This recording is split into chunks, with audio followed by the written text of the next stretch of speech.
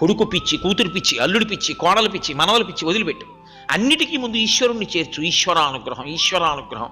ఏమిటి నువ్వు సాధించేది? నా వాళ్ళు నా వాళ్ళు నా వాళ్ళని నువ్వు ఎవరి మీద పేరాశ పెట్టుకున్నావో వాడు నీ కొంప ఏ పాతికేళ్ల తర్వాతో ముంచేస్తాడు.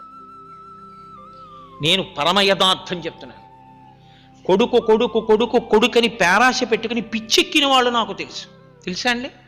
నేను ఈ మాట అందుకే చెప్తున్నాను. ఒక వృద్ధాశ్రమానికి ఒకనకొకప్పుడు మీరు చెప్పిన రామాయణ ప్రసంగాలు వినడానికి వస్తుంటారండి వీళ్ళందరూ వ్యాన్లో. ఒక్కసారి వృద్ధాశ్రమానికి రెండంటే నేను ఒక వృద్ధాశ్రమానికి వెళ్ళాను.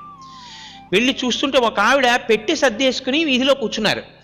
నేను ఆ వృద్ధులందరినీ పలకరిస్తూ అలా వచ్చేటప్పటికి ఆవిడ అన్నారు, నేనేం ఆవిడని అడగలేదు. ఆవిడ అన్నారు, అయ్యా నన్ను తీసుకెళ్ళిపోవడానికి మా అబ్బాయి వస్తున్నాడు ఇవాళ, అందుకని నేను ఇంటికి వెళ్ళిపోతున్నానండి, నేను పెట్టి సర్దుకున్నానారా. అమ్మ చాలా సంతోషం అమ్మా, ఇన్నాళ్ళు ఇక్కడ ఉన్నారు, మీ అబ్బాయి తీసుకెళ్ళిపోతున్నాడు.